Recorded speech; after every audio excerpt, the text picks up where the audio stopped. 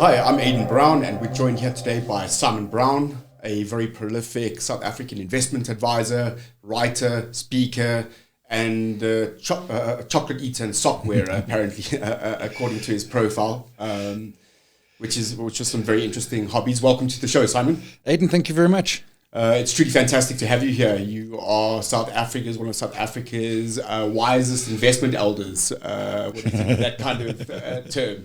Well, elder makes me old, but you know what? I'm getting comfortable with the old part, so I can live with that. And I mean, you know what it is? I mean, wisest, I think we try and complicate investing, and we're full of jargon, as probably most industries have, et cetera, et cetera. The key point is it's just not rocket science. And I think what probably got me here more than anything is that I sort of started building an online presence in the late 90s where, yes, you know, when I wanted a website, I had to go learn HTML. There was no sort of, plug and play and that sort of stuff. So it was back then, your competitive advantage wasn't your knowledge, it was your coding skill or your ability to do a mail server or something. And it was kind of, in many senses, I think, just right place, right time. You've been quite aware of being ahead of the curve in terms of the media space for your entire career. You obviously got into the internet and website space early on, radio early on, as well, and now you're into TikTok, which is quite an unusual space to find a so-called wise elder dispensing their knowledge and advice. Why have you pivoted to TikTok? Why haven't you just kind of stayed in your lane? And what do you think about moving to TikTok? I sometimes call it TikToxic. It is TikToxic. It's completely overwhelming at times. Sometimes it is fun. You know what it is that, I mean, in essence, I think of myself as a teacher. I teach people about money broadly in its different aspects. And rather than the old school idea where the teacher sits on a hill and you all come and sit at their feet and learn and stuff, I've always kind of thought, well, isn't it kind of my job to kind of go where people are, and then not to be pushy and to say this is the way you do it and it's the highway or no way or something like that, but to kind of be in the spaces and facilitate conversations and help people with their own journey, which is, we talk around personal finance as an example, and the key point with personal finance is that it is personal. It's different for everybody. So I've always been, I was on Usenet groups in the late 80s. I loved that environment. I loved the early days of Twitter. Never been a big Facebook person, and I've been on chat forums at various points over the decades. And in many senses, TikTok's an extension of that. It's just a different way of doing it that the tech enables. And I'm comfortable to head off over into that space. I was late to TikTok, but and I'm still quite small in it. But I enjoy it probably. I mean, certainly more than Facebook, and it can get toxic. But man, I don't know if you've been on Twitter lately, man. I have to be honest and say Twitter's one of the spaces where, first of all, absolutely no one in the world follows me on Twitter, other than my own mom. Legitimately, I have like 10 or 15 followers or something like that. But Twitter, I actually post and run. I find it to be so toxic. And also, I've got a little bit of a problem with reading. And there's a lot of written content with changing texts and things like that. And I find it very difficult to follow Twitter. So that hasn't been a space that I engage in. But yes, I'm fully aware that it's full of spam and bots and nasty sociopaths. And just horror. I mean, I give you an example. 2 weeks ago, the rand traded $16.99, best level since early 2023, a significant break of 17. And I just post that as a fact. I just post rand is $16.99 and I put a chart. I don't have commentary, nothing like that. And it gets, I don't know, a couple 100,000 views or something. More than half of the comments I hate. Yes. I'm like, folks, really? I don't know what you're hating. You're hating me for saying it. You're hating I just don't know what it is. Now, I mean, maybe it's a lot of bots. I don't know, but it's just like really? Well, it's a well-known phenomenon among behavioral scientists and psychologists and the like, that certain social media spaces actually collect very high levels of sociopaths and psychopaths. Yeah.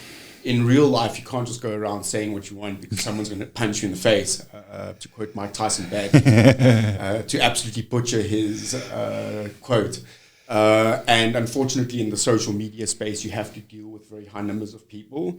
And then as well documented by people, I think like Karen Moore, I think it was, I can't remember exactly, one of the Daily Maverick journalists, we now are well aware that there's a huge amount of disinformation campaigns on these things.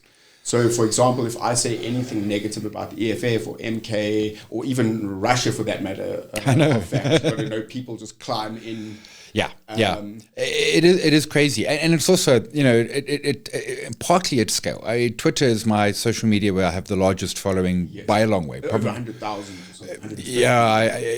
And it's more than all the other social medias put together. So if you think of that in terms of Ellis Park, I mean it's an Ellis Park of people. Yes, and well, I mean they're going to be crazies in there. But to your point, it is that sort of an anonymous nature of it. Now, even if the person's got a name and a real profile picture, I still don't know who they are. If I bumped into them at the at the local ShopRite or something, I'm not going to know who they are. So it is that sort of divide between the you and them, which gives people courage in a sense. Yes. To your point, it's the thing they would not say to me in the street. And I mean, one of the weirdest things. I was on it was actually a WhatsApp group, a relatively small WhatsApp group. And the one guy on it was an absolute, he was just a nasty person. Yet you meet him at the bar on Friday night and he's sweet and kind and fun. And it's like how come there are two of you? Yes. And I think that's what social media, a lot of folks when they sit down and sort of pull in a mask and become, I mean, are they becoming what they want to be or what they really are? And I'm not sure. Yes. But it gets wild and crazy, which is sad because 10 years ago, I mean, places like Twitter were huge fun. Yes, absolutely. The quality of the conversation. Yeah. I actually made this comment the other day, funny enough, ironically on social media, that the quality of the conversation over time and the richness and depth of the conversation has broken down. And some of the most important and significant voices in the discussions or on certain topics of discussion have removed themselves because they're so afraid of backlash. If they're a popular culture, it's cancel culture. If it's an academic, it's now institutional retribution that they suffer. And as a result, we find a lot of public intellectuals, a lot of very intelligent academic artists, sportsmen, people that have value to add in certain dimensions. They just don't say anything anymore.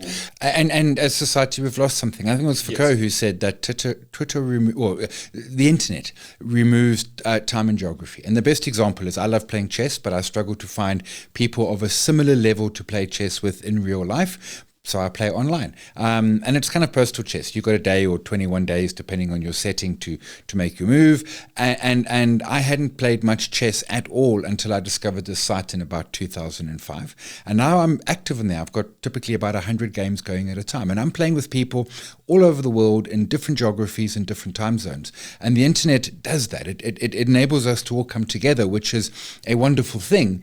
Until you turn it toxic, and then it becomes a horrible thing. And I agree with you. We are poorer of course we're poorer for the toxicity, but there are a lot of people out there who just stay quiet. I know people I follow on Twitter who just aren't there anymore. Yes. And it's not that they aren't thinking and having great thoughts and having thoughts that are worth hearing. It's just that they've probably gone back to their social groups and real world activity and maybe some WhatsApps or something like that. But we are poorer for it. Absolutely, you've got to go out and seek these people now. I call them public intellectuals, and what in my very first interview, or one of the very first interviews I did, I actually thanked Adrian Saville for coming on the show and saying to him at the time that we get battered down by a lot of people like you and him that actually just say, I don't want to do the social media thing at all. Yeah, I mean, Adrian's a classic example of someone who is on Twitter, but I mean, I don't know how often he posts anymore. I hardly ever see if he does, and was of huge value. Morris Mtombeni from Gibbs, the big induna at Gibbs, as far as I'm concerned, is one of the most phenomenal minds in the entire country, and he's just completely missing off the space, and he obviously just decides not to engage in it. This is where we are right now, with your life, and I would like to push it way back to your school years, because you had a very interesting, few formative years or early years of your life, you are obviously incredibly intelligent. You are one of the most articulate people in the country. If I can be quite frank with you, I don't want to blow hot air up your ass, but you wouldn't have such a good listenership of intelligent and well-educated people if you didn't. But you never actually went to university. And the reason you never went, as far as I understand, is because of an Afrikaans language policy. You were a straight A student all the way through. You were doing well in the important stuff like maths and science and whatever was out at the time, but didn't pass Afrikaans. Couldn't get a matric certificate. I also, coincidentally, couldn't get a matric certificate.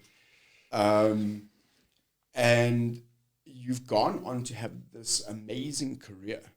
And we are currently sitting in a position in South Africa where language policy at school and university is a very, very hot and contentious topic.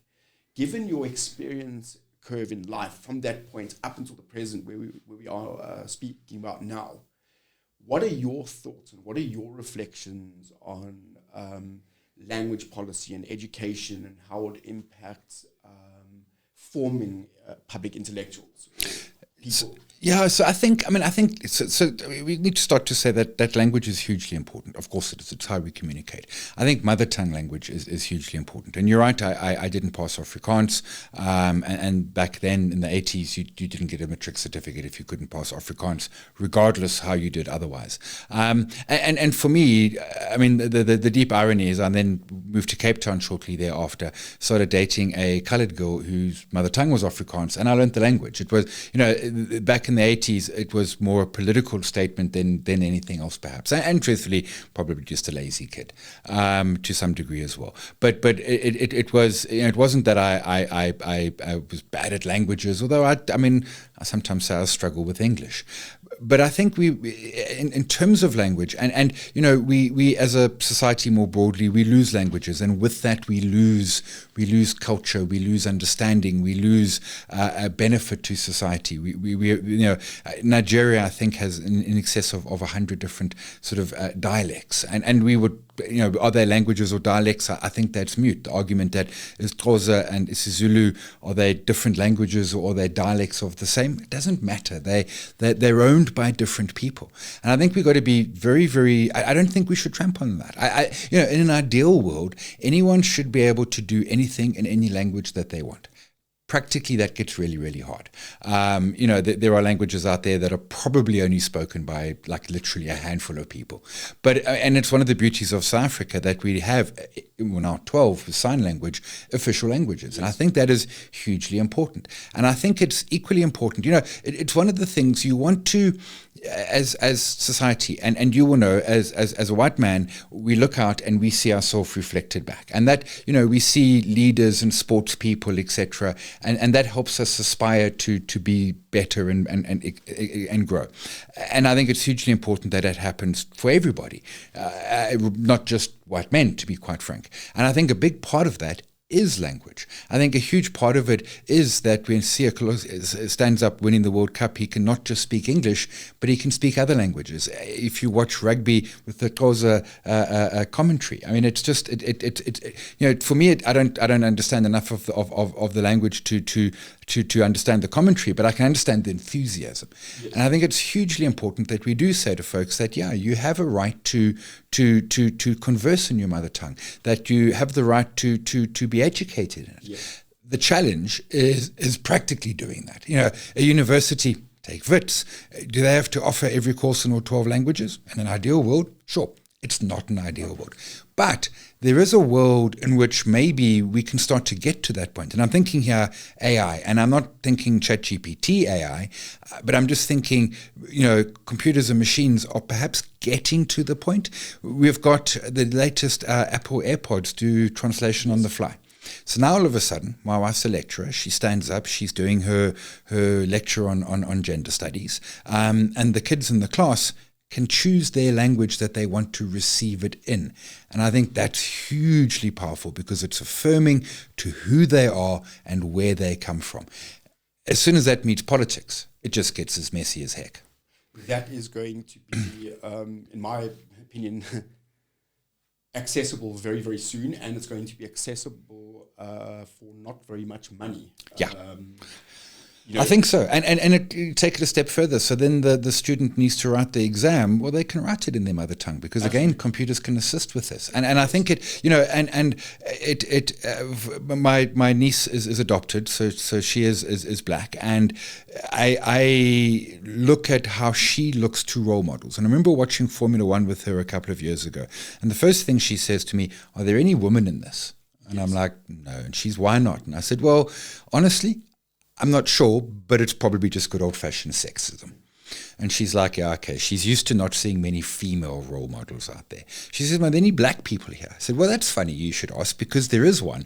And it turns out that he's just like the best racing driver we have seen since like Emerson Fittipaldi in the 70s. Like, he is the real deal.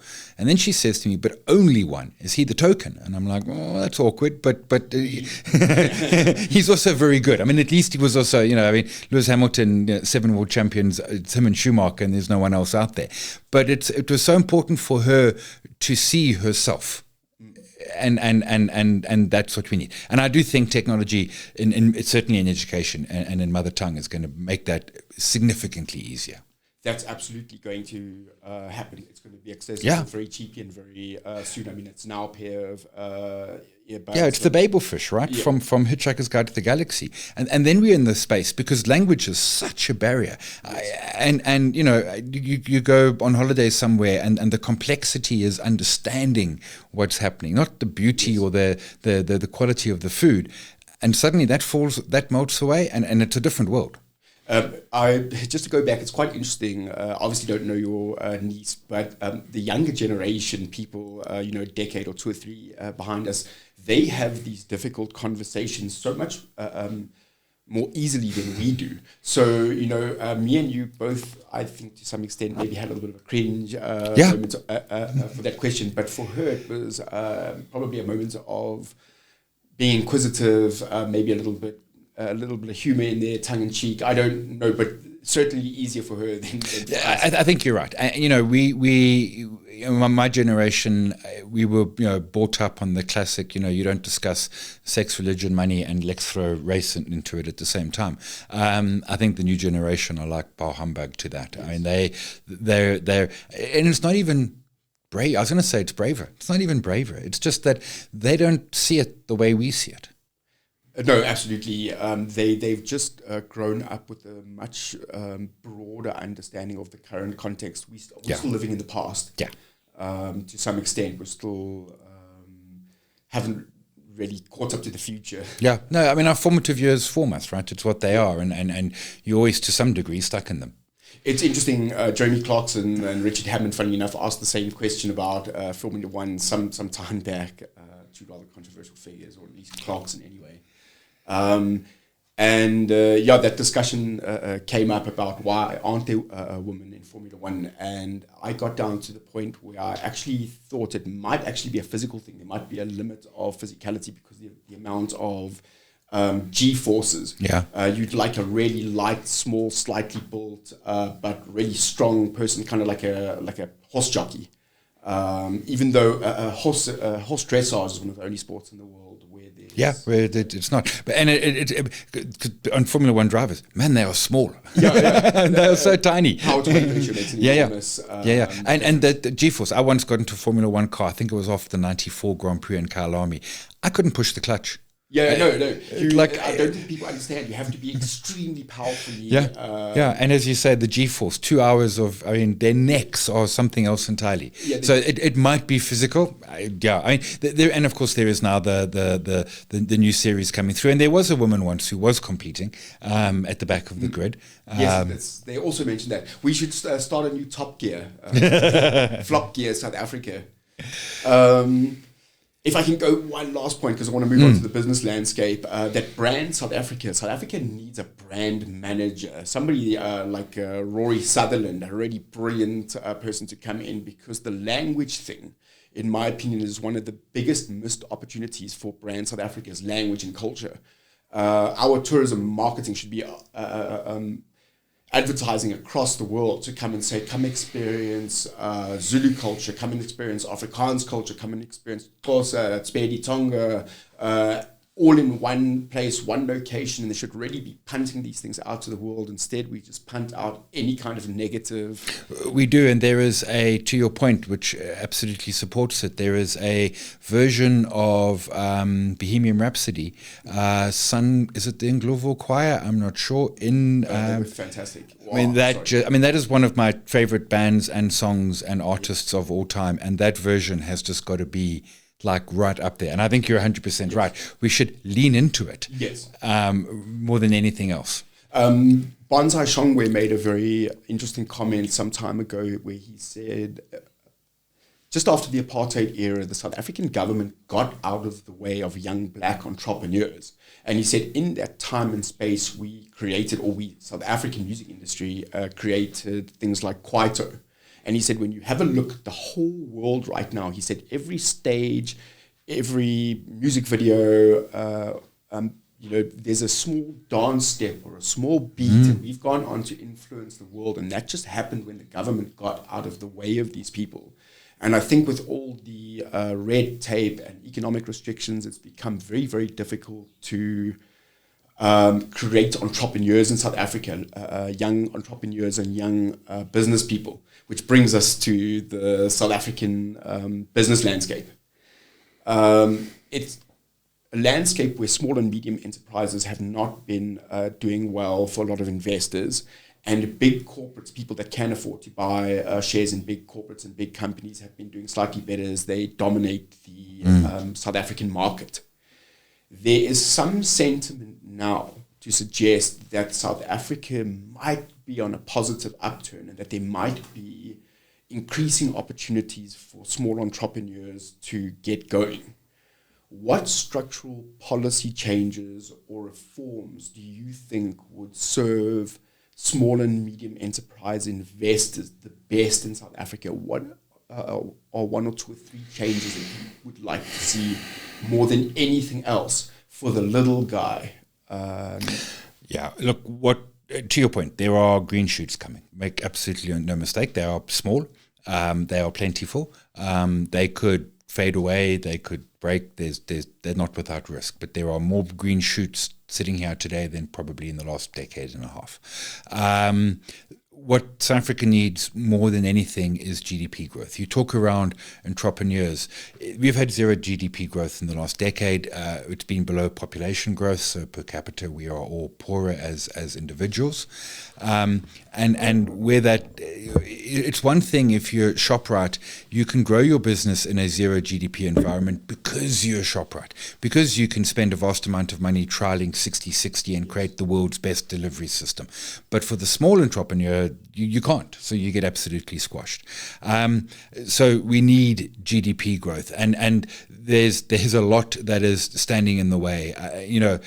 Mining regulation as an example, and I'm not talking BEE. I'm just talking mining regulations more broadly. The ability to go and become a miner, and which is not a fun thing, but can be profitable and is typically of a high employment. We need government to spend more and talk less. Every budget since probably Trevor Manuel's days, we talk around infrastructure, and it absolutely doesn't come. It has at points up to the World Cup. We certainly did see it. The Gautrain as an example. Gautrain is a brilliant system, and we should be proud of it. But we don't have many of those that we can really, really hold up. But I think and as someone who has been a serial entrepreneur over the many, many years, to me, and they're both just cliches, the amount of red tape that just absorbs you, yes, or inversely sort of defeats you. My ability to do admin is about zero. Yes. Fortunately, I have a wife whose secret power is bureaucracy. Yes. If you've got a bureaucracy problem, you call my wife. She, no medical aid shall rise against her. Yeah. And it particularly if you're new to this and you're younger, and the talk now that businesses must be registered with their city council. It's just more of that. Yes. And then I think the other thing is small things. For example, VAT threshold's $1 million. If you are over $1 million of revenue in a year, you now got to register for VAT. Now, to be clear, $1 million's big money. But also to be clear, that number hasn't changed in 15 or 20 years. It should be 5 million, 10 million. Just don't, as I start to grow, put another set of challenges in my way. Challenges that can trip me up, challenges that can get me into trouble with SARS or, require extra accountants, just that sort of thing. Being an entrepreneur is immensely tough. There's something that you're good at, passionate about, skilled, interested in, and you're trying to do something with it. And then all these other bits and pieces come there. And it is fundamentally a cliche, but it is, again, I want to say, if your revenue of a business is below $1 million, like you basically submit one form every year, which is revenue less than $1 million, bang, that's it. You don't have to. You don't pay tax. There is just nothing else to do, because then the entrepreneurs got the rest of their day to go and do everything else. The key thing we need though is growth, and absent of growth, reforms aren't going to help us either. So we've got to get that coming. We had some GDP data. It was better than we've seen in a long time, but man, that bar is low. I mean, like ants are gandering over it. We need to get that starting to go. And there's been structural issues. Eskom's been a challenge. How do you grow when you haven't got power? Transnet's a problem. How do you grow when you can't get it to that sort of thing? And there are green shoots there. Eskom is working. Green shoots there. It's going to happen. But it's just get out of the way of those entrepreneurs. Yes. And this is a quote from Adrian Seville, which is, a small business of one person can quickly grow to 10 people, and they've increased their number of staff ninefold. ShopRite is never going to increase their operations ninefold. It just not in any world. And as they do increase, they'll do it with less people. Amazon, Andy Jassy was saying by 2032, they expect to be able to double their business without increasing staff. It's automation, not AI, automation, robotics and the like. And, that's what ShopRite will do. The employment comes from there because the two crises we have in our country is inequality and unemployment. And they're the same, essentially. In my opinion, the red tape actually protects the large corporates because they have a lawyer or a division or an accountant or a specialist within the organization that just takes care of whatever problem there is. If they need somebody to go sit in court for a month, they can very easily do it. It's well within their reach. For the little guy, it's absolutely impossible. If we have to register with our city council, ShopRite's just going to send it down the chain. There's some lackey at the ShopRite head office who will make it happen. For me, it's going to be a nightmare. Absolutely. To do anything with the city. Well, there's that too. It's an absolute nightmare. If we just hit the average of our emerging market peers in terms of economic growth, just the average, I'm not even talking about doing well. Sure. And we should be doing well because we have an enormous amount of competitive advantages. But let's say we only do the average, we generate something like 400,000 or 500,000 jobs a year, every year that we do that. And that we can't even get the average is but there is a world. We've done it before. I always say in the early 2000s under the 3 M's, Mbeki, Mbeweni and Manuel, we were hitting 5%. Absolutely. I remember Trevor Manuel doing the budget every year and reducing our tax, paying down debt, et cetera, et cetera. Now, we had the biggest commodity boom in 100 years, make no mistake. But there was more than just the biggest commodity boom in 100 years. To your point, if we can just get to 3%, which is underperforming for us as an economy, we should be above 3%, because it's not just that we have commodities. It's we've got the road networks, we've got the financial services infrastructure. We've really, really got it in place. If we can get to that 3% and we create the 500,000 jobs a year within a half a decade, 10 years, we are suddenly our unemployment rate is 6%. Our Gini coefficient is no longer the worst in the world. I mean, we can fundamentally flip it around. And it is alarmingly achievable. Yes. And then the question is, well, why? I mean, are we then sitting in a case with a government that says we don't wish to do that? Well, no. That would be, completely. If you looked at Occam's razor, that would just be stupid. Of course, they want that. Unfortunately, the government is the problem because they're eating at the trough. I mean, our problem, and it frankly goes back to when the ANC threw Bantu Holomisa out of the party in '98 because he insisted on talking about says, and her bribe from Saul Kersner in Transkei and to build the Wild Coast Sun. The ANC is rotten, and as long as that remains true, we just can't get this economy to where it needs to be. Not only are the ANC and their babies, the EFF and the MK, rotten, and that these people are eating at the top, and a lot of them are corrupt. Those that aren't corrupt protect their friends by staying silent. They are also intellectually bereft. So when you talk about the Thabo Mbeki era, that was an era of people that really understood. Apollo Jordan. Yeah. I mean, these are people that really understood the world. The leader of that little team was a Harvard-trained economist. And yes, I understand he benefited a lot from early investments and the commodities boom and that kind of thing. But there were thinkers in there. And that was the Nelson Mandela era, that first charge of people that really understood things about the world. And the next raft of politicians that came in were kind of like the B team. Some of them did, some of them didn't. Now we're on the C and D team. You've got people inside parliament that literally couldn't get employment anywhere else in the world outside of South African parliament. I know John Steenhuisen will never come on this show ever because I've said something negative about him. I know he's a little bit spiteful like that. He's done the same to Mike Sham. Where if you say anything negative about him, he doesn't answer your emails anymore. But that's the kind of guy that a lot of people have turned around and said, yeah, he should be considered as the next president for South Africa. And I think he's really revealed his true colors in the last couple of weeks. I know it's only a small thing. It's not like he stole billions of rands or murdered somebody, but a guy that can't, operate. Balance a credit card. Yeah, it's that's quite concerning. But haven't we as a planet, and I'm not saying this is right, but haven't we as a planet so we used to put politicians on a pedestal. Yes. And I remember Obama wore a tan suit once, and man, Fox went crazy for a month about it. We used to put them on pedestals, and that pedestal's been torn down, I think, to a fair degree. Yes. And I don't think that's necessarily always the worst thing because we're human. There are degrees to where it goes too far, and we can look at the orange one in the White House.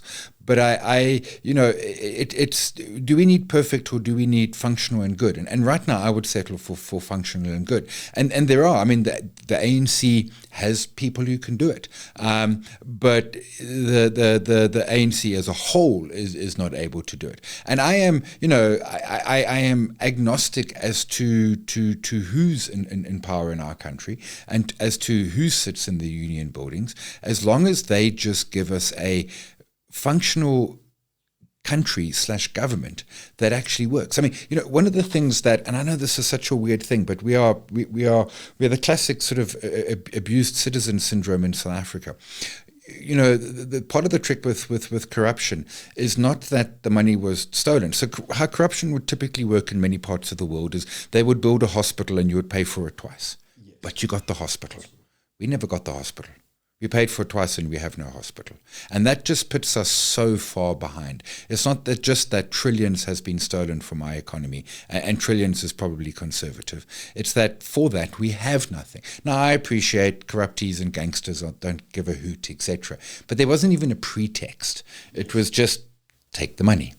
Yes. The guys on the government end, the people from within the government that allowed and facilitated this, are so morally defunct that they weren't concerned about getting the hospital out of it at the end of the day. I can't remember who said it, but because it was Jeff Wicks, but because the number was under 500,000 Rand for a lot of these deals in the Tembisa thing, because it was small transactions at scale, these gangsters had to walk past the hungry, sick children and the dying gogos in the halls of these hospitals. They actually had to walk past them with their paperwork every single day on the way to submitting their 499,000 Rand tenders. It's amazing the depravity. Yeah, no, just it's like unbelievable to me. I mean, a 52 million Rand car, 42 million Rand sports car, it's beyond anything I could possibly imagine. Given that South Africa has so much conflict internally, and the rest of the world doesn't necessarily look at us very positively at the moment. Is investment really returning to South Africa, or are we just seeing the early signs of a little bit of positive market sentiment? Or do you think we are starting to see some investors, big investors, starting to think about actually coming back to South Africa? Like Isuzu, for example, the one car company deciding to open a factory or open capacity instead of closing one. Not much. BYD, there's talk they might open a factory here. There is talk that they have promised to roll out a charging network countrywide so that we can sort of go on road trips, because that's what we love to do as South Africans, because we've got mountains and beaches and game parks and everything else. There is not a lot of evidence, but that's because if you are capital sitting somewhere in the world, South Africa is just one of almost 200 destinations that you can go and invest into. And they are largely agnostic. You talk around internal conflict. You would agree, I think, that much of it is probably bots and that sort of nonsense and not actually true. That said, there certainly is some, but broadly, I mean, we look at our political system. I mean, our government of national unity. Say what you will around the ANC, when they lose power, they fight, and then eventually they go sit in the opposition benches. And that's not something we've seen from many liberation movements the world over. But when you're looking to invest, I mean, the first thing you have in your list is there power? Yes. Look at that. Now, the answer is yes. Since of 26 March last year, apart from a small spate of some load shedding earlier this year, there is power. But you're like, if it comes back, it's that sort of and thing. Very expensive power. And well, on a global average, we're about middling. I mean, we used to be incredibly cheap because of the public works program for poor white, and so we're about the middle of the road in terms. Although it is taking up a disproportionate, particularly in the poorer communities, of it's power, it's food, it's transport, or the big spends. They will start to come when they can see stability, when they can see return on investment. But that's what we call FDI, for foreign direct investment. We're talking about build a factory, a factory that makes us Isuzus or BYDs or widgets or fridges or whatever the case may be. And certainly what we saw over the last many years is globalization, where, for example, a Unilever would make soap in 100 different places, and then they were like, you know what, we're just going to make it in 3 places the world over and just ship it around. Yes. Pandemics put some paid to that, less so in soap, but certainly many other areas. So that FDI, that hard money which comes in, which is real, which is tangible, which brings jobs, brings tax, brings all the benefits that you want, that is going to be slow. Yes. What we are seeing is that what we call the hot money, which is buying bonds and equities, is starting to arrive. Kevin Lings, chief economist at JustOneLap Asset Management, tweeted recently, August and September were the 2 best months for foreign buying of our bonds since democracy. That is huge. Yes. Of course, that money could literally leave by this afternoon. And when we say overnight, we're not being hyperbolic. Capital's very scared. It can leave overnight. But that does say to us that the first sort of wave is starting to come. Now, bond market is the easy wave. We offer attractive yields. We are not a credit risk. We are not going to default. There's just no chance that South Africa, we're not an Argentina or a Ghana or whatever. We're not going to default. Your risk more than anything is rand volatility, but you can hedge that out of the equation. Next up the pie will be coming for sort of the equity, the JSE stocks. We haven't seen that yet. Yes. We're still net sellers from foreigners, etc. That said, valuations are incredibly cheap. We really do have a very, very cheap market. And what Donald Trump has done in the last year has turned attention away from a lot of developed markets where there is chronic government sovereign debt. The valuations are in many cases exceedingly stretched. And if we look at the US, it's not just AI, it is a broad based valuation stretch, and that capital starts to look for, they want a risk-adjusted return. They have no ethics, they have no morals, they want a risk-adjusted return. Again, they're hot capital, so they can leave. That's kind of our next stage. And I think that's going to start. My prediction is, and predictions are designed to be wrong and make you look foolish, is that that's probably the next wave that's going to start coming, maybe 26, maybe a little bit later, but that'll start to come through. And then we start to get the FDI. Yes. And when we get, it's almost like the first one comes and everyone's like, okay, let's see how this goes. And then a second tip, and then suddenly sort of like a wave starts to come. Yes. It'll probably happen in I'm thinking, for example, infrastructure, renewables, etc. It'll come potentially, but it's still going to be a ways away. And that's so hugely important. It is building things. It's and we see it in the GDP data. We had the best capital formation data. Well, there was a small blip in 2024, but truthfully, we need to go back to 2023. It was up 1.6%. Yeah. But the amount of money we spend on capital formation, whether it be public or private, foreign or local, is just woefully not enough. It's just not enough to sustain and to grow our economy. And the thing with big projects, and Koch is a great example, is you got to build it first. You can't build this when it's already needed. You got to build it and then they will come. And that requires courage, it requires money, it requires conviction. And you know what? Sometimes you're going to get it wrong. Yes. And you've got to be comfortable with that. And we don't seem to have any of those at this point in time. And Koch is doing okay. And then there's the Dubai trade port at King Shaka in Durban, which at this point is nothing when you fly in. But in 10 or 20 years, it could be something that is quantifiably there.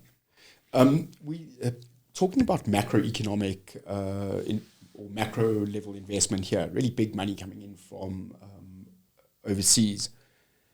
What about at the South African household level in terms of saving and investing? Given that the South African middle class has been almost completely hollowed out to a very large extent anyway, are there any South Africans outside of the wealthiest 10% or 15% that can actually afford to do any investing or savings at all? And if they can, what does that look like now? So the short answer is yes, because if you have a job, and to be clear, that's not many, it is most, but it's, if we take the expanded definition of unemployment, it's around 40+%. So a little over half of working age South Africans actually have a job. In most cases, you're going to have some form of pension, Reg 28, retirement annuity, those sort of things. So there is some saving happening. There absolutely is. That's the forced saving. What we've seen with the introduction of the two-pot system last year, where you could withdraw cash out of your retirement, 50-odd billion went in a flash. So they don't like that forced saving. But the change, the two-pot, and quickly to go down the rabbit hole, in the past you could quit your job and access it. And now you can quit your job, but you can't access it. You can just access that second pot. But the South African household is, I like your phrase, hollowed out. And I was reminded earlier in the week of something that was all the hype of talk again in the 2000s, the Black Diamonds. Yes. Who were, coming into the urban areas, coming into the cities and buying up and it disappeared. Yes. And it really has. It is fundamentally tough out there. I said earlier that if we take our GDP over the last decade and a half and our population growth, maybe 1.2, maybe 1.4%, GDP half. Yes. Every single South African is net poorer. And I appreciate. Absolutely. Yeah, that's just a stat, but we feel it. And there is not capacity. Yes, over the last year and a half, we've had the prime rate down 1.5%. That is lovely. We've got inflation at 3.4. Target is at 3. That is excellent. But to be clear, prime's still 10.25. Which is a massive number. Yes. And yes, the trend is fundamentally down. If you look at a 30-year chart of prime, the trend since the late 90s has been lower. But the South African consumer is absolutely hollowed out. And it's what I'm quoting the numbers there, but it's more than that. It's the things that the state would typically provide to a middle class. Health, security, education. And they don't. Yes. And therefore, we are spending disproportionately on those three. Now, that's not completely true. For example, number of students in private education in South Africa is lower than developed market economies. Now, not a fair comparison because developed versus emerging, but nonetheless. But a household out there is spending on services that many other households in other economies that might not be booming are not necessarily spending on. Taxation, Effectively. security, healthcare, education, the vital stuff. And to me, it's quite simple. Education and health should just be free. I mean, national health insurance, I am all for it. They say they must raise VAT to 22%. 100%. Raise my VAT to 22%, but don't steal the money. Yes. Ergo, can't do it. I've always said that. I've always said that the problem is not actually levels of taxation. If you go to countries like some of the Scandinavian countries, where taxation is through the roof, it's like eye-watering by South African standards. No one complains. Everybody very happily pays their tax, because I actually spoke to someone a while ago. He said, I've got kids now. He said they go to school for free, very good schools. He said they're going to go to university for free. He said we have the best hospitals, the best doctors, the roads always work. He said like everything's just... you don't mind paying for it? Yeah, you don't mind paying for it. It's the return on investment at a household level. There's a problem with ROE at a microeconomic household level in terms of the interaction with the state. Yeah. So we do have a South African middle class, which is small because of our large unemployment, that is absolutely really, really struggling. Now, the household can turn fairly quickly. If we got prime down to 9%, if we got GDP to 3%, if we are able to first stop bracket creep and then start tax decreases. I mean, if we can just get those things going, our debt to GDP is expected to start coming down. We had interesting fun fact. We had an auction of bonds, which our Treasury does on a pretty much weekly basis. I think this was 2 weeks ago. It was only for, and now I can't remember, I forget the number, but it was 2.5 times oversubscribed. Our 10-year yield is down at 8.3. If we can get that down to 6.3, no reason why we can't, our debt burden starts to melt away. And those sort of things happen fairly quickly, as opposed to Transnet, which is a much longer story. But the household can restructure and come back strong quite quick. Think of a household out there where you've got an unemployed person in the house and they suddenly get a job. Yep. That is game changer for that household, fundamental game changer. So it can repair itself quite quickly, but right now it is in a very tough space. And then you look at the companies in the listed space that sell to it, and you just scratch your head. I mean, how is ShopRite growing at what? Now, it's taking market share. It's using its dominance to squeeze out efficiencies. It can manage the red tape because it's ShopRite, et cetera, et cetera. But I got to say, to the CEOs of listed companies in South Africa who've managed to increase profits over the last decade and a half, my hat off to you, because, man, that wasn't easy. South African businesses are actually incredibly resilient compared to many, many other places in the world. If you look at the amount of hurdles and obstacles that the average South African business has to overcome, even to complement the large corporates, which isn't easy for me, you're 100% correct. These guys deal with water shortages and striking unions and no electricity and unnecessary government red tape and overreach and all kinds of things, and they just take the hits on the chin and they keep on marching. They keep on going, and they do incredibly well. Now, a lot of that is squeezing out the small entrepreneurs. I mean, where is ShopRite getting their growth from? Well, some of it's been Pick n Pay, who dropped the ball. Some of it's been Spar, who dropped the ball. Some of it's been the Spaza shop in Kwandegeze. I mean, it's that at the same time. 100%. Those little corner pop shops, little corner little grocers, and lady on the side of the road or guy on the side of the road with his little apples and potatoes and things like that. They've absolutely been smashed. Really, no doubt about it. It's interesting because you were talking about the growth of the black diamonds, which was absolutely extraordinary in the first 13, 14, 15 years of South Africa's democratic era.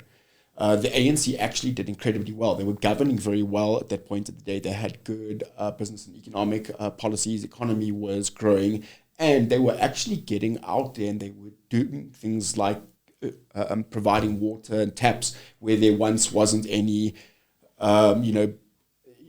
doing things and developing infrastructure for communities. And as a result, they had a very loyal and strong following. And I believe what's happening right now under our feet in South Africa's political landscape is that the voter has woken up and seen that they are no longer getting those service deliveries or those dispensations they really want, like good schools for their kids and functioning clinics. And there's a shift away from ideological voting almost across the platform. White voters are less ideological, black, colored, Indian, right across the South African spectrum. And people are starting to look more towards service delivery. And I think that the DA benefits from this. The Patriotic Alliance may eventually live to benefit from this. MK has no structures. I don't think they're going to get service delivery out, so they'll probably lose out between 26 and 2029. But I was just wondering, and I know you try and kind of stay away from the political stuff, but given the South African political landscape at the moment and everything I've just said, have you got any predictions going forward for next year, or comments that you'd like to make about maybe the 2026 elections and how the landscape could potentially shift on a municipal level or a city level like Johannesburg, and how that may impact investment, the economy, jobs? Look, voters are gutful. That comes as no surprise to anyone. I think that what the ANC got in the last national election in 24 is their high watermark. I don't think they're getting back to that ever. And that's politics globally. There are very few two-party states left. The UK is turning into a 3 or 4 party state. There are very, very few left. I mean, it's really just the US. I mean, that's your last place where you have a real sort of two-party system. I think, and let's look at the local government elections next year. You're right. So every party has a base of people who will vote for them almost regardless. I remember, to your point, under Mbeki, when he got a 2/3 majority, when we had all that growth, I would drive through rural KwaZulu-Natal, and you would just see stuff being built. Police stations, schools, clinics, water infrastructure, power lines, and, of course, back then, telecom lines as well. I know, weird, but nonetheless. And you just saw it everywhere. And if you were a voter, whoever you voted for last time, which 2/3 of you voted ANC, was like, yeah, I'm going to keep on doing this. Of course I am. But that delivery has absolutely vanished. So there's a core base of people who will vote for a party regardless. I don't know what those numbers are. They are lower than what the parties got and let's look at the two big ones, DA and ANC. They are lower than what they got in the last election. Yes. But there is that core there. But there is a large group of voters who are loyal to a party to a point. And I put myself as one of those. We've got election coming up next year, probably so between 2nd of March and 27 Jan and 27. 2nd of November. It'll probably be mid-ish November. We're not going to do it December, January. We can't do that. And you know, I am very clearly going to vote for a person who I believe will make my city work, because I'm an immigrant to Joburg, but I love Joburg. I miss the ocean immensely, but this is my city. I choose to live here. I want it to function. And I'm one of those people who was a core party stalwart. I come from a struggle household. We were UDM, UDF, ANC in the 80s and 90s. I stopped voting ANC when Zuma took over in Polokwane in 07, but I didn't vote for anyone else because to me that was my home. I believe in the Freedom Charter. I believe in what the ANC stood for, but I couldn't vote for what they were offering me. And there is going to, I think, be a massive shift happening at not just, so we saw it 24 was watershed, 26, 29, I mean, I don't know how long it plays out for. Maybe it's over a decade. Maybe it's 3 national elections and 2 city-level elections. But we are going to see a fundamental realignment of our politics. And that, more than anything, is the demise of the ANC. And you know what? I read a brilliant article yesterday, and now I can't remember who wrote it. I want to say Quinta Hunter, perhaps. And she says, the one thing the ANC is immensely good at is self-introspection. They sit and they diagnose what their problem is, but then they do nothing. Yes. But the voter out there, and to your point, we can see it tangibly. driving here this morning, I see the potholes and the robot and the water and the sewage, and it's like this isn't functioning. Things are fundamentally going to change. It absolutely is. It is, I think, for the better of the country. I do think that a strong single dominant party is seldom a good idea. Yes. I agree with very few of the DA policies. But, if it's not the ANC in power, the next power is going to be the DA. It's not going to be MK. They were a one-term wonder. They will fade away. Prince Machete calls them the Jacob Zuma party, or the Jacob Zuma family party. But yes, and Baba's old, and we see the ructions already happening. One daughter out, another daughter, and etc. etc. I think it's good for our country. I said it already. I to the credit of the ANC is that when the results came through last year and the ANC was they were 40, 41%, whatever it was, 42. Instead of calling the army and saying, defend us, to be clear, our army once invaded Lesotho and lost. So let's not go down that road. Someone proposes like awkward and phoned Steenhuisen. Yes. And that is to his internal credit. So we've got a mature system, which is weird for a democracy that's 30 plus years old only.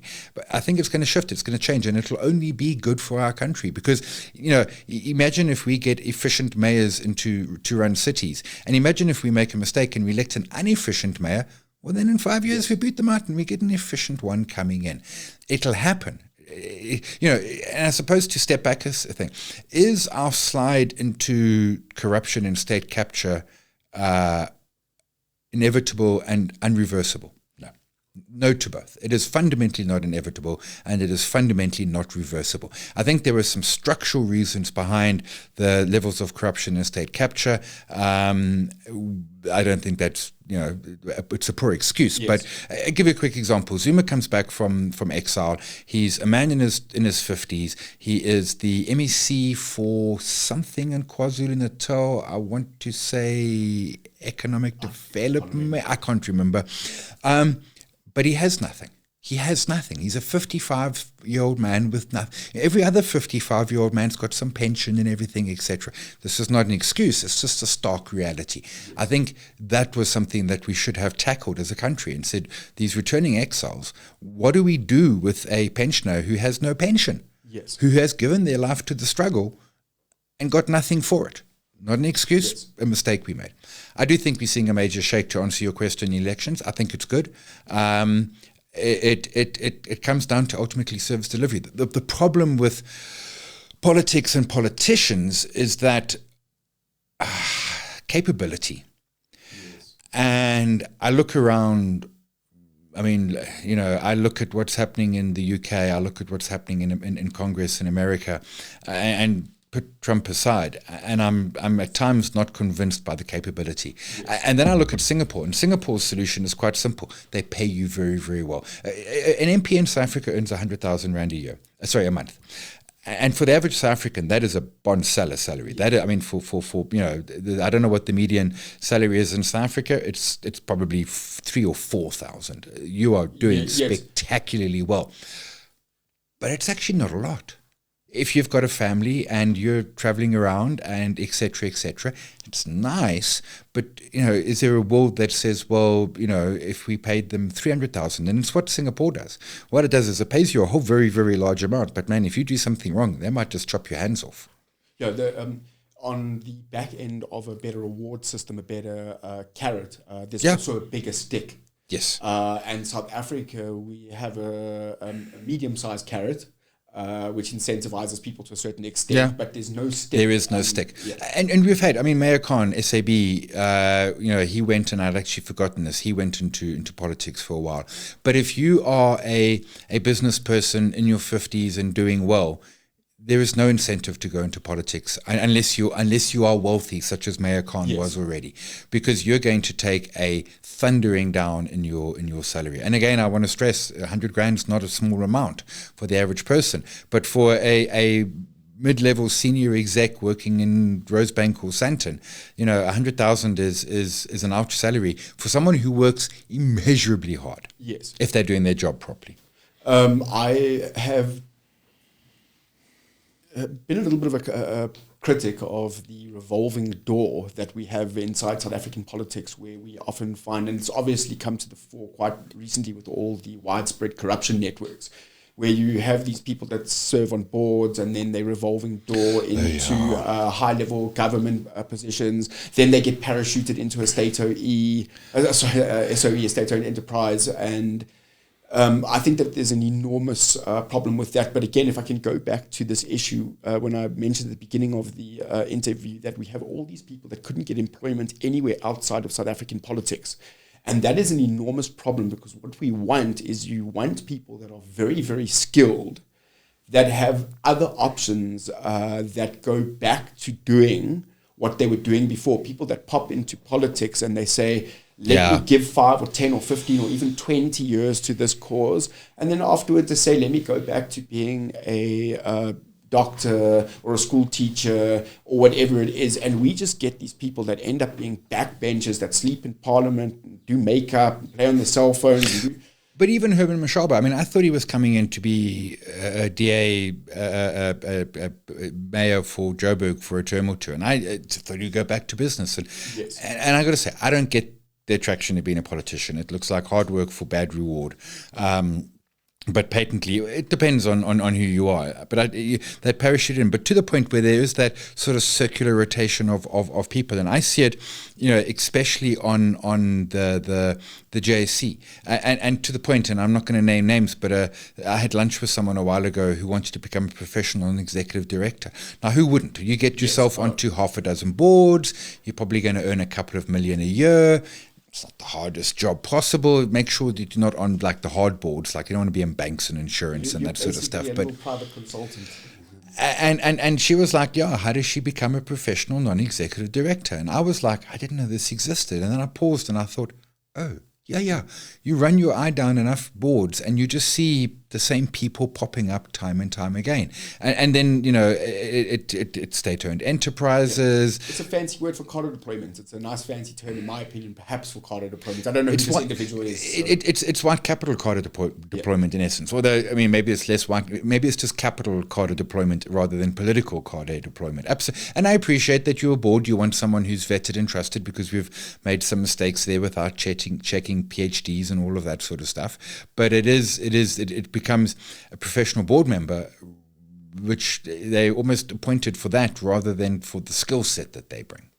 Yeah, no, there's absolutely, South Africa has been completely decimated by this odd professional board member culture and a government sector relationship with consulting companies that, in my opinion, is completely obscure. Yeah. And cadre deployment, which is, and it was part of Document 25. It's what Trump is doing in America. It's we just perhaps took it. I don't know. I don't know if we took it further or if we did it poorly, but we moved away from just someone like who's the best person, and misunderstood that civil servants are actors of the state, not the party. Meritocracy's been done away with, and the division between party and state has been completely blurred. And I even believe that other parties have done this. They've, with time, started to mirror the ANC in many respects in terms of their... But you can see why they would, and you can see why Trump has it as one of the cornerstone policies. So you and I start a party and we get into power and we're now the big shots. And we want to see our beliefs and ideals permeate through the bureaucracy. Yes. And the easy way to do that is to say, well, you've got to be a member of our party in order to get that position, rather than understanding that you're there to guide the bureaucracy rather than to mold it in your image. And I think the desire to mold it in your image just becomes far too strong. In terms of molding politics in the image of big men, I think that's one of the things that caught both South Africa and the USA by surprise, where the voting public in both countries believed that the most dishonest and most unethical human being or actor that you could get in the state was a free market corporate capitalist, as a rough... he bankrupted 2 casinos, and I don't know how you do that, but or people that describe themselves as such. People just thought that politicians were the worst that you could get. There was nobody more unethical, and in came private sector capitalist guys. And they were so much more ruthless and so much more unethical than the voters had ever seen before. I still remember a time where people used to say commonly, don't worry about Ramaphosa, he's too rich to be corrupt. Why would he need to be corrupt? He's a billionaire. Yeah, I remember that. And Pala. Yeah, and I think to a large extent, people also had the same sentiment about Donald Trump at one stage. They thought, no, he won't get involved in meddling with policies and things like that to his own benefit. He's already so rich. And wow, I think we've been completely blindsided. It was you're right. And I think what led to it is the sense that the politicians hadn't done good by us. And I think some of the roots of that probably go back to financial crisis of 08-09, where middle-class people in the States lost their houses and bankers who did crazy stuff, nothing. Crickets. One banker went to jail, literally one. And I think that ruined a lot of household balance sheets and trust in politicians. And then it was a case of, well, let's try something different. Let's try something new. And fundamentally, and maybe it's not fair because we don't have a lot of data set. We've basically just got Trump, although there's been others, Berlusconi in Italy, and there's been a few others as well. It hasn't worked. It absolutely hasn't worked.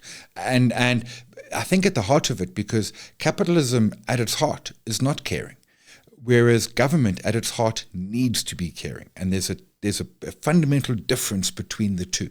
Yes. And running a business successfully is not the skills that you need. Now, sure, to get rid of bloat and all of that, 100%. But you know what Doge showed us more than anything is that the US government is not full of bloat. And the reason is because Clinton went through a 5-year campaign in the 90s to get rid of, I think he halved the federal workforce during that period. But surprisingly, the US government is, not as inefficient. And the federal workforce has largely saved the same number of people for the last 25 years while the economy has, tripled or quadrupled. But there was a sense of, you politicians have done us bad, let's try something new, and it hasn't worked. Yes. Because, as I say, capitalism doesn't care and government needs to care. Doge, in my opinion, with Musk, was raising a great tech condition to a leadership position, which is sometimes a mistake. I think the same thing about John Steenhuisen. I think he was an excellent chief whip in Parliament, and that he played that role very well. He's definitely never coming on this show now. And then they raised him to a leadership position, and he was a great technician, it's Peter Principle, and I haven't spent much time in corporate, although I have come into contact with a lot of people in the corporate world, and you can see the person who got raised beyond their ability. And it's actually tragic. It's tragic, right? So you are a brilliant whatever. So what's the natural thing? Well, let's promote him. And you're not brilliant at that. And no one's happy. You're not happy because this job isn't working well. Your bosses aren't happy. Your clients, customers, and colleagues aren't happy. And it's one of those soft skills in the world, because it's politics as well as corporate, to understand where to say to someone, this is your spot. This is where you excel. Now, part of the reason why you rise is because you want power and influence and prestige and money. But we can give those to you while still keeping you at your skill set. I stay out of corporate for bunches of reasons, but partly because I'm just not suited for it. There's a culture clash between corporates and I've tried it. It's been okay, but not brilliant. But it's recognizing that and recognizing what your strengths and weaknesses are. And because far too many people get promoted for all good reasons, but into a position where they're just not the right person. I agree with you. Steenhuisen was a great chief whip. Not sure he's a great leader of the DA. Yeah, I think that's exactly the same as Musk. I think that he was great within a certain tech space, technical leadership position, and as soon as they exposed him to having to deal with the general society, I heard a great quote that some of these big billionaires, they state that they care about humanity a lot, but they never seem to care about humans. And I think that's quite a good. But it's also, we look at a billionaire and we ascribe to them characteristics of super genius. And that's wrong. They were, to be very clear, they made $1 billion, or in Musk's case, 200 or 300 of them. You're not stupid to do that, but your skill set is potentially still narrow. Yes, and then they come and pontificate. And I'm trying to Bill Ackman, who again, a brilliant hedge fund manager, and then he starts putting his toes into politics. And it's like, it's actually cringeworthy because this is not his skill set. This is not what he knows. Know your lane. And I'm not suggesting that we can't, have opinions and change lanes and stuff. But just because you're a billionaire doesn't give you the ability to speak on absolutely any topic in the world. And I think you're 100% right. Lots of talk about humanity, very little talk about humans. And quickly to go back to Musk, if I had $300 billion, surely I would take 50 billion and say, cancer, be gone. He has 50 organizations, he has $1 billion each, make cancer gone in my lifetime. You know what, take another 50 billion, hunger, be gone. Yes. Like what do you plan to do with 300 billion? Yes. There comes a point, and I think it's probably $1 billion, and if anyone wants to test it, I'm happy to take the $1 billion. There comes a point where it no longer matters. Yes. I mean, you've got so much. If Musk's wealth fell 90%, he's still worth billions of dollars, which is more than you can spend. And I know folks are going to say, it's not cash in the bank, it's Tesla shares, etc. Yeah, that's just semantics. That's just something that needs to be worked out. How come our billionaires are so interested in attending balls, buying yachts, and getting more billions instead of trying to immortalize themselves because they solved cancer or hunger or whatever? Neil deGrasse Tyson said something quite profound, which was these guys want to terraform Mars, but it would be much easier to terraform Earth to accommodate the human beings that we've got that are alive now way better. And I heard another person say that a lot of these psychologies are shaped by young men that grew up loving things and objects and science fiction. And he says a lot of these ideas, he's a physicist, I actually can't remember his name, I'm terrible with names, but he's quite a profound physicist, and he works in the space of physics, and he goes about debunking these guys and just saying, look, this is a science fiction fantasy, let me explain to you how the actual physics would work. And when he starts talking about what's required to get some of these dreams off the ground, you can quite clearly see that some of these guys are really living in a fantasy space. Data centers in space, all the hype of 2 or 3 weeks ago, and then someone wrote a brilliant article, I forget where I read it, maybe the New Yorker, I'm not sure, guys, the science doesn't work. Like the idea is brilliant, and you can probably raise the billions, but there's something called science. The limits of physics, damn it. We are unfortunately coming to the end of our time. I thought before I get round to the last question and final comment, I would just say one last thing, that there's a guy who's got the second highest measured IQ of any living person on the planet. There's a woman, she's number one. And they interviewed this guy, and the guy said, if you're so clever, why aren't you a billionaire? And he just gave the most brilliant and articulate and profound response. And if there's anybody that's interested in out there, Google really a smart guy, world's highest IQ, why isn't he a billionaire? It's a brilliant explanation to what we've been discussing now. Let's swing back to your wheelhouse and then maybe round out with one last comment by you, anything that you'd like to say. If there are any South Africans that do have any spare change or a little bit of cash, or maybe a lot of cash available to invest next year, South Africans, people living in South Africa, is there any advice for low-hanging fruit that you think, I know that you obviously publish your portfolio, but any advice that you would give for low-hanging fruit in any spaces, business spaces, or the stock exchange, or maybe international shares for 2026? So I would start by saying, if you got money, first max out your tax-free, then max out your Reg 28, and I know that's deeply boring, and that for most people, a nice global diverse ETF does everything that you need it to do. That put aside, for some folks, they either saying done that or want to do some more, fair enough. We are in a situation where there is a fair bit of SA Inc. stuff that is cheap. And the list of green shoots in South Africa is long. We need to be very clear that these shoots are very, very small and very, very fragile, and things can go wrong of our own making or of external. There could be an AI bubble popping would harm our economy. Let's be clear about that. But we do have more green shoots than I've seen in 15 years. Absolutely, there's. I did a presentation last night, and I stopped writing at the end of the slide because not because I'd run out of ideas, but because I've run out of space on the slide. And there is a lot. And in many cases, we rush out and we want the exciting stuff. And I'm going to give an example. I wrote this for Financial Mail recently. Combined Motor Holdings, they sell motor cars. They are a boring business. They just almost sell motor cars.